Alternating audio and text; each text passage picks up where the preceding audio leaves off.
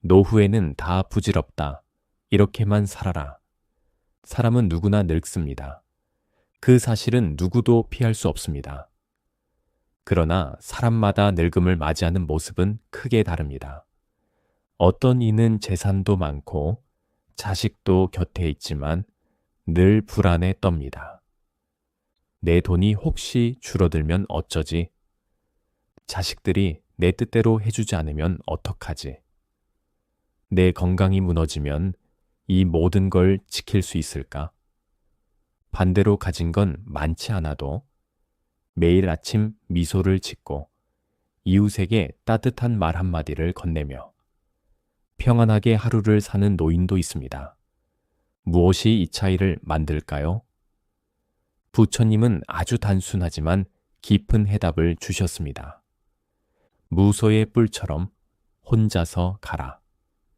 그리고 가진 복 위에 덕을 쌓아라. 마음이 낡지 않게 늘 새롭게 하라. 오늘 우리는 이 말씀 속에서 노후를 가장 행복하게 보내는 길을 찾아가려 합니다. 노후의 불안은 어디서 오는지, 고독은 왜 두려움이 아니라 자유가 되는지, 왜 복 위에 덕을 쌓아야 하는지, 마음이 낡지 않게 사는 길은 무엇인지, 그리고 인연은 어떻게 맺어야 하는지를 함께 살펴볼 것입니다. 이야기의 중심에는 부처님의 일화가 있습니다. 무소의 뿔처럼 혼자서 가라. 는 가르침, 그리고 수다타 장자의 보시 이야기. 이 두 가지 일화 속에서 우리는 노후를 지혜롭게 살아가는 방법을 발견할 것입니다. 여러분, 이제 마음을 차분히 내려놓으십시오. 그리고 함께 길을 걸어갑시다. 노후를 불안이 아니라 평안으로, 결핍이 아니라 충만으로 맞이하는 그 길을 말입니다. 나이가 들어갈수록 사람들은 불안해합니다. 돈은 얼마나 있어야 하지? 건강은 얼마나 버텨줄까? 외로움은 어떻게 견뎌야 하지? 재산을 모은 사람도 그렇지 못한 사람도 각자 다른 이유로 불안을 품습니다. 하지만 그 불안의 뿌리는 놀랍게도 같습니다. 집착, 돈에 대한 집착, 건강에 대한 집착, 그리고 인연과 관계에 대한 집착이 우리의 노후를 무겁게 짓누릅니다. 어떤 노인은 평생 동안 모은 돈이 많습니다. 그러나 하루하루 통장을 들여다보며 오늘은 이자가 얼마나 붙었나? 만약 주식이 떨어지면 어쩌나? 불안에 시달립니다. 반대로 어떤 노인은 가진 것이 거의 없습니다. 그는 이렇게 생각합니다. 나는 가진 게 없으니 불행하다. 남들처럼 재산을 모으지 못했으니 나는 실패자다. 결국 돈이 많든 적든 집착이 있는 사람의 마음은 늘 불안에서 벗어나지 못합니다. 건강도 마찬가지입니다. 평생 몸을 단련한 사람도 늘 병원에 의지하는 사람도 언제 아플지 모른다는 두려움 앞에서는 똑같습니다. 인연 또한 그렇습니다. 자식이 많아도 외롭고 배우자가 곁에 있어도 허전합니다. 그 이유는 사람이 곁에 있는가가 아니라 내가 집착하고 있는가에 달려있기 때문입니다. 부처님께서는 이렇게 말씀하셨습니다. 늙음과 병듦과 죽음은 누구도 피할 수 없다. 그러나 그것을 두려워하는 마음은 집착에서 비롯된다. 집착을 내려놓는 순간 불안은 고요로 바뀝니다. 노후, 불안의 세 가지 뿌리. 재물 집착. 더 가져야 한다는 끝없는 욕심. 건강 집착. 영원히 젊어야 한다는 허망한 바람. 관계 집착. 누군가가 늘 내 곁에 있어야 한다는 의존. 이 세 가지가 마음속에 뿌리 내린 한 노후는 불안할 수밖에 없습니다. 이제 스스로에게 물어봅시다. 나는 무엇에 가장 집착하고 있는가? 내 불안은 어디에서 비롯된 것인가? 혹시 나는 아직 오지 않은 미래를 붙잡고 흔들리고 있지는 않은가? 노후의 불안은 돈이 부족해서도, 건강이 나빠서도, 곁에 사람이 없어서도 아닙니다. 그 불안의 뿌리는 바로 내 마음의 집착입니다. 부처님은 우리에게 그 집착을 비추어 보라고 하십니다. 그리고 이제 곧 그 집착에서 벗어나는 길을 이야기해 주십니다. 그 길이 바로 무소의 뿔처럼 혼자서 가라는 말씀입니다. 사람들은 늙어가면서 가장 먼저 두려워하는 것이 있습니다. 그것은 바로 외로움입니다. 나중에 혼자가 되면 어떡하지? 나를 찾아오는 사람이 아무도 없으면 어떡하지? 외로움 속에서 쓸쓸히 죽음을 맞이하는 건 아닐까? 이 두려움은 사람을 조급하게 만들고 억지로 관계를 붙잡게 하고 때로는 해로운 인연조차 놓지 못하게 합니다. 그러나 부처님은 말씀하셨습니다. 무리와 어울려 탐욕과 분노에 휘말리느니 차라리 무소의 뿔처럼 혼자서 가라. 외로움은 두려움이지만 고독은 지혜입니다. 옛날 부처님 곁에는 젊은 수행자들이 있었습니다. 그들은 혼자 있으면 심심하다며 항상 무리를 지어 다녔습니다. 같이 있으면 덜 외롭잖아. 함께 있으면 더 안전하지. 그들은 함께 다니며 음식을 구했고 함께 다니며 수행을 했습니다. 하지만 곧 문제가 생겼습니다. 누가 먼저 음식을 얻었느냐? 누가 더 존경을 받느냐?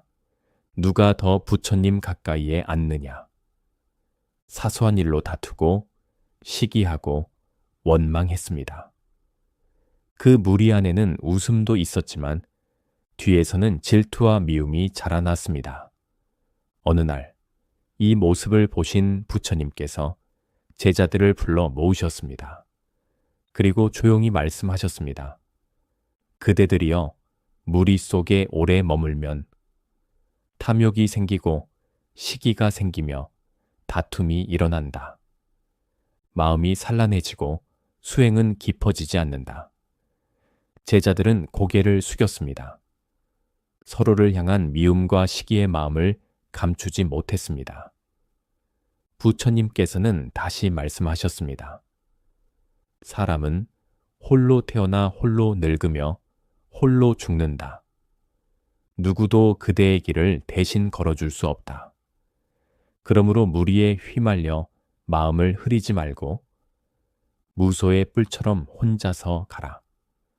그 말씀을 들은 제자들은 잠시 서로의 얼굴을 바라보았습니다. 그리고 자신들이 왜 늘 불안하고 다투었는지 깨달았습니다. 그들은 외로움을 달래려다 오히려 해로운 집착 속에 빠져 있었던 것입니다. 그날 이후 많은 제자들이 홀로 숲에 들어가 수행했습니다. 그리고 마음속에서 처음으로 진정한 평안을 맛보았습니다. 부처님이 말씀하신 고독은 세상과 등을 지는 쓸쓸함이 아닙니다. 외로움은 누군가를 의지하지 못해 생기는 허전함이지만 고독은 의지하려는 마음을 내려놓아 얻는 자유입니다. 외로움은 집착에서 오고 고독은 해탈에서 옵니다. 현대 사회에서 노후는 필연적으로 고독해집니다. 자식들은 각자의 삶을 살고 친구들은 하나둘 떠나갑니다. 그때 고독을 두려움으로 여기면 삶은 허무와 원망으로 가득 차게 됩니다. 그러나 고독을 자유로 받아들이면 노후는 오히려 더 깊고 평화로운 시간이 됩니다. 혼자서 걷는 길, 혼자서 밥을 먹는 시간, 혼자서 배우고 익히는 습관은 내 마음을 단단히 세워줍니다. 이제 스스로에게 물어봅시다.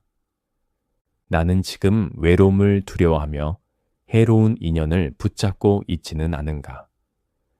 나는 고독을 자유로 삼고 있는가? 두려움으로 삼고 있는가? 혼자 있는 시간을 어떻게 보내고 있는가? 부처님은 말씀하셨습니다. 차라리 무소의 뿔처럼 혼자서 가라. 노후의 행복은 관계에 매달리는 데 있지 않습니다. 고독을 두려움이 아닌 자유로 삼는 데 있습니다. 외로움은 나를 갉아먹지만 고독은 나를 지켜줍니다. 그러므로 노후를 지혜롭게 살고자 한다면 무소의 뿔처럼 홀로 서십시오. 그 고요한 고독 속에서 비로소 자유와 평안이 시작됩니다. 나이가 들면 누구나 이렇게 말합니다. 나는 젊어서 고생했으니 이제는 누릴 자격이 있다. 내가 모아둔 재산이면 노후는 든든할 것이다. 그러나 실제로는 그렇지 않습니다. 많은 재산을 가지고도 마음은 늘 불안한 이들이 있습니다. 반대로 가진 것이 적어도 얼굴이 편안한 이들이 있습니다. 무엇이 이 차이를 만들까요? 부처님은 이렇게 말씀하셨습니다. 복은 저절로 남지 않는다. 덕으로 바쳐야 오래 간다. 복은 타고난 씨앗이지만 덕은 스스로 짓는 땅입니다. 땅이 없으면 씨앗은 말라버리고 맙니다. 사위국에는 수다타라는 장자가 있었습니다. 그는 누구보다 큰 부를 쌓았고 사람들은 그를 부러워했습니다. 그러나 그의 마음은 언제나 불안했습니다. 내 재산이 줄어들면 어쩌지? 자식들이 다투면 어쩌지? 병들어 쓰러지면 이 많은 것을 누가 지켜주나? 재산이 많아도 불안은 줄어들지 않았습니다. 그의 얼굴은 항상 근심으로 가득했습니다. 어느 날 수다타 장자는 부처님의 설법을 듣게 되었습니다. 부처님은 조용히 말씀하셨습니다. 수다타여, 재물은 그대의 것이 아니다. 그대가 떠나면 재물은 남고 남은 이들이 다툴 뿐이다.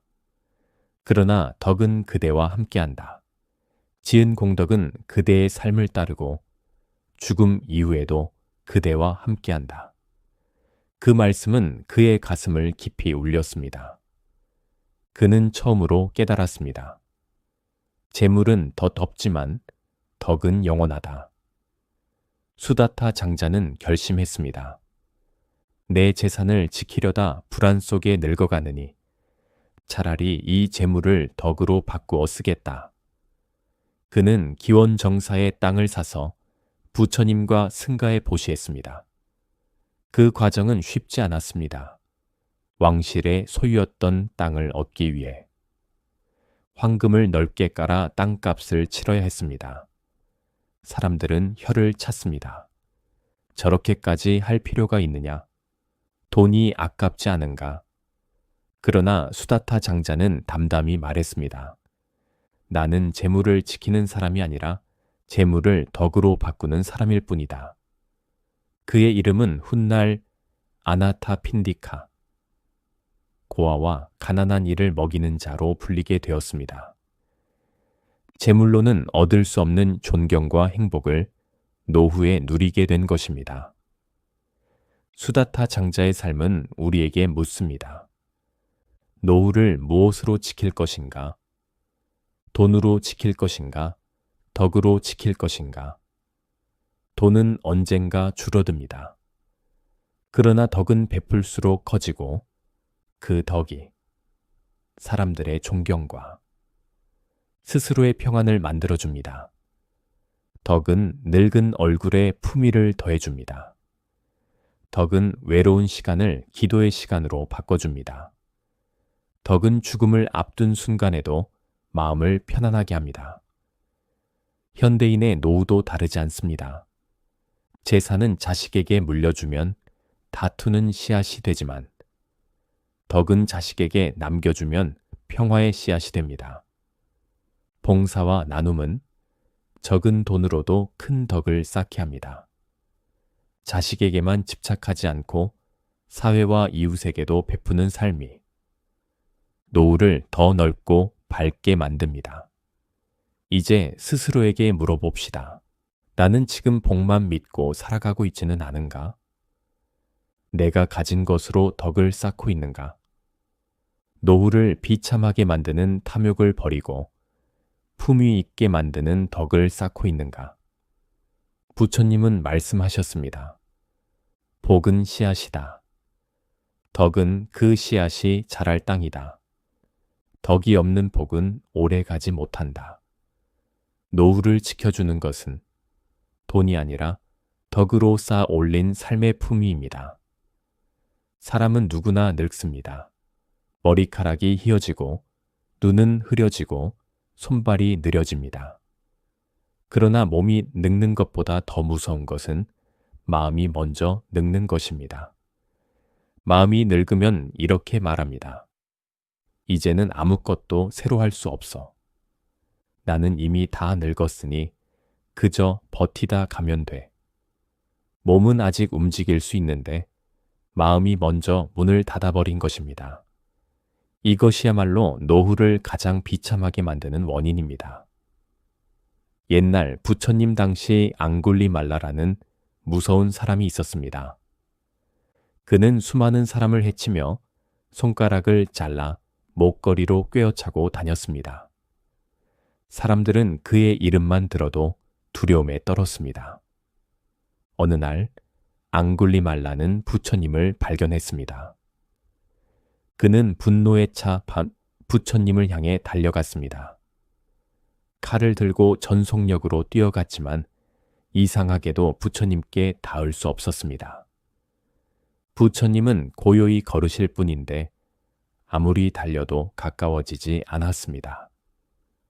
지쳐버린 앙굴리말라는 소리쳤습니다. 사문이여, 멈추어라.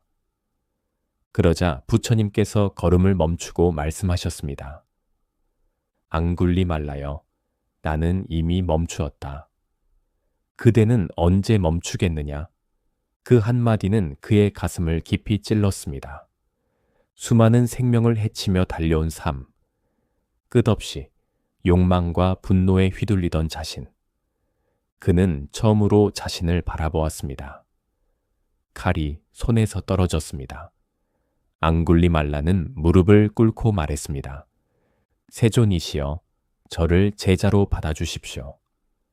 그날 이후 피로 얼룩진 그의 삶은 수행자의 길로 바뀌었습니다. 늙어가던 살인자의 마음이 부처님을 만난 그 순간부터 새롭게 시작된 것입니다. 앙굴리말라의 삶은 우리에게 말해줍니다.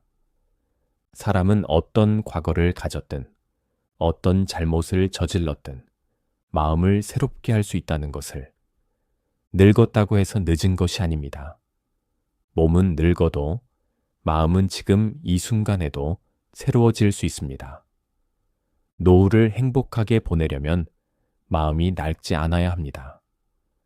새로운 공부를 시작해 보십시오. 글을 쓰거나 악기를 배우거나 매일 감사일기를 적어 보십시오. 작은 일에도 마음이 맑아집니다. 걷기, 기도, 명상, 작은 도전이 마음을 젊게 만듭니다. 무엇보다 오늘을 사십시오. 과거에 매이지 않고 미래를 바라지 않고. 이제 스스로에게 물어봅시다. 나는 몸보다 먼저 마음이 늙어버린 것은 아닌가? 나는 오늘 내 마음을 새롭게 하는 일을 하고 있는가? 내 노후를 젊게 하는 힘은 어디에서 오는가? 부처님은 말씀하셨습니다. 과거를 따르지 말라. 미래를 바라지 말라. 다만 오늘 해야 할 일에 힘쓰라. 오늘 마음을 새롭게 하는 자는 나이가 들어도 늘 청춘처럼 빛납니다. 노후의 행복은 몸이 아니라 마음이 낡지 않게 사는 것에서 옵니다. 우리는 누구나 인연 속에 살아갑니다. 좋은 인연은 나를 성장시키지만 나쁜 인연은 내 삶을 병들게 합니다. 부처님께서는 이렇게 말씀하셨습니다. 비천한 자와 함께하지 말라. 차라리 무소의 뿔처럼 혼자서 가라. 노후의 삶은 특히 인연의 무게에 크게 흔들립니다.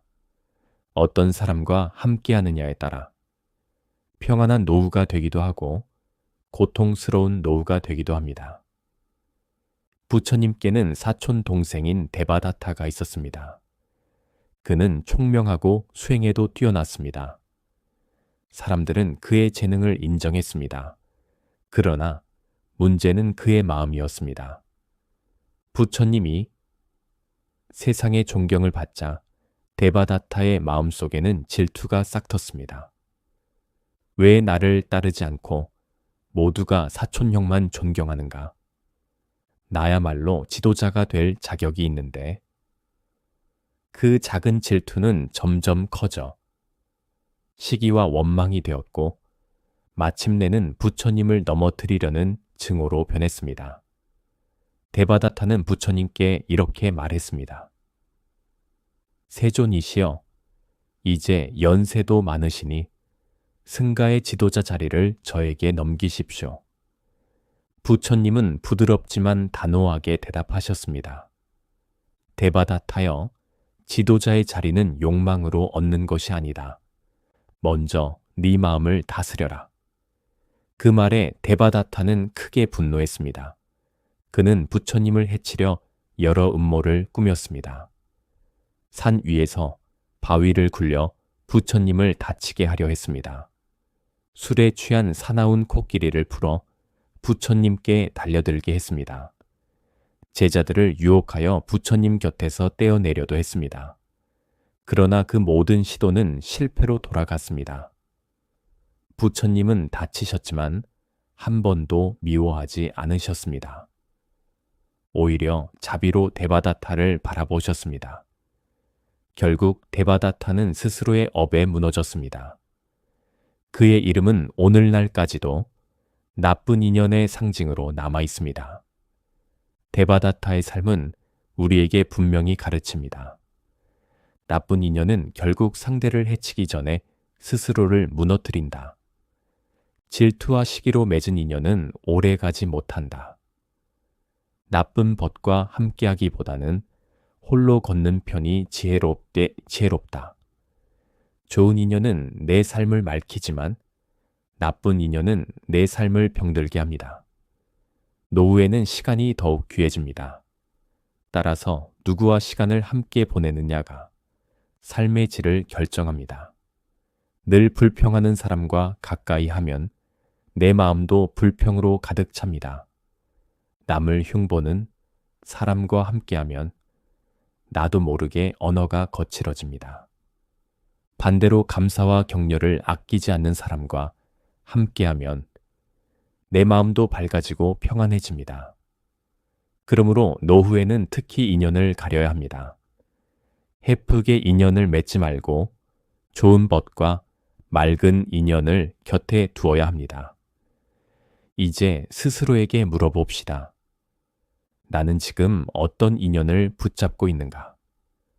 그 인연은 내 삶을 맑게 하는가, 흐리게 하는가? 내 노후를 밝히는 인연인가, 병들게 하는 인연인가? 부처님은 말씀하셨습니다. 좋은 벗을 얻는 것은 전 삶의 전부이다. 노후를 지혜롭게 살고 싶다면 좋은 인연을 소중히 하고 나쁜 인연은 단호히 끊어야 합니다. 해프게 인연을 맺지 말고 삶을 맑게 하는 벗과 더불어 혹은 홀로 고요히 걸어가십시오. 그 길이 곧 노후를 행복하게 하는 길입니다.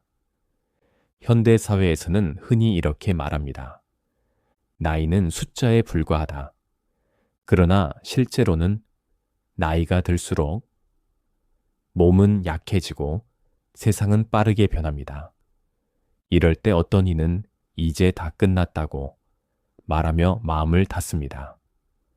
또 어떤 이는 아직 배울 것이 많다며 새로운 길을 엽니다. 같은 나이, 같은 상황에서도 삶의 무게는 전혀 다르게 나타납니다. 그 차이는 바로 지혜에 있습니다. 부처님의 제자 가운데 마하카사파 존자가 있었습니다. 그는 부처님보다 연장자였고 나이가 들수록 몸은 쇠약해졌습니다. 그러나 그는 결코 게으르지 않았습니다.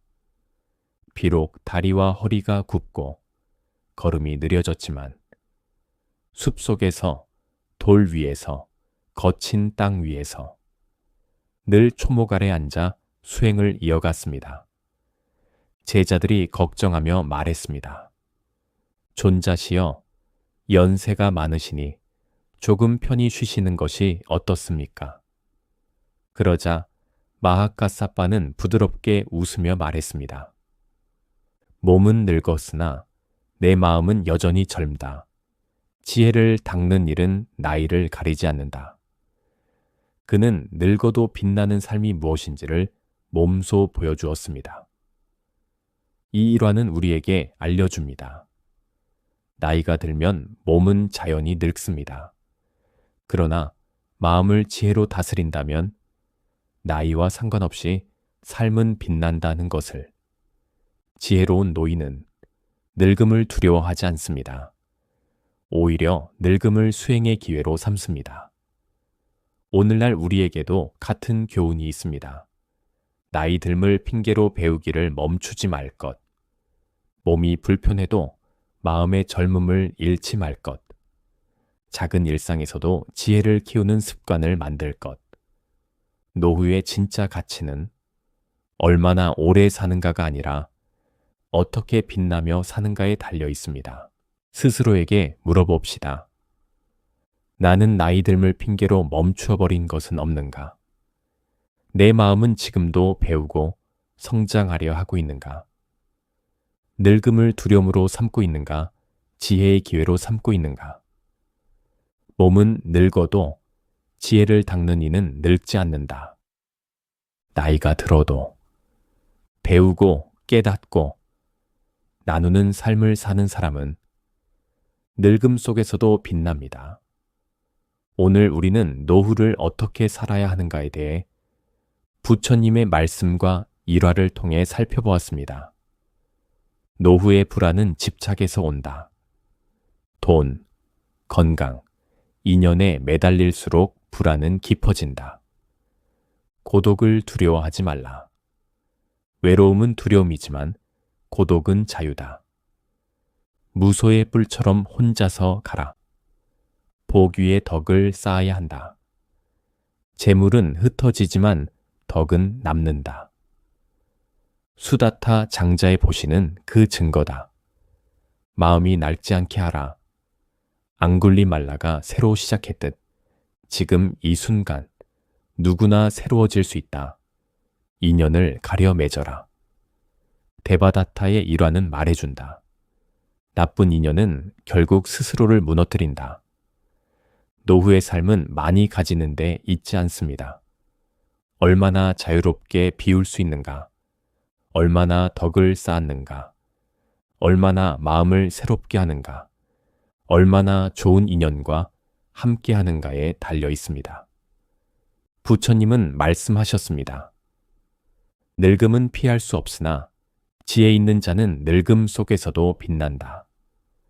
이제 스스로에게 물어봅시다. 나는 고독을 두려움으로 여기고 있는가? 자유로 여기고 있는가? 나는 재물만 쌓고 있는가? 덕을 함께 쌓고 있는가? 내 마음은 낡아가고 있는가? 오늘도 새로워지고 있는가? 내 곁의 인연은 나를 맑게 하는가? 병들게 하는가? 노후는 부질없음을 아는 순간 가장 행복해집니다. 삶은 본래 덧없으니 집착을 내려놓고 고독을 자유로 삼고 덕을 쌓고 마음을 새롭게 하고 좋은 인연과 함께 하십시오. 그 길이 곧 늙어서도 비참하지 않고 오히려 평안하고 자유로운 길입니다. 오늘 하루 부처님의 말씀을 가슴에 새기며 고요한 미소로 살아가시기를 바랍니다. 오늘 이 법문을 들은 모든 이의 마음속에 부처님의 가르침이 씨앗처럼 심기게 하소서. 외로움을 두려움으로 여기지 않고 고독을 자유로 삼게 하시며 재물에 집착하지 않고 덕을 쌓아 평안히 살게 하소서. 몸은 늙어가되 마음은 낡지 않게 하시고 해로운 인연을 멀리하고 좋은 벗과 더불어 지혜를 닫게 하소서. 오늘 하루의 작은 실천이 내일의 평안한 노후가 되고 내일의 평안이 다시 큰 지혜로 이어지게 하소서. 부처님 가르침 따라 걷는 이 길 위에 언제나 자비와 지혜가 함께하기를 발언합니다.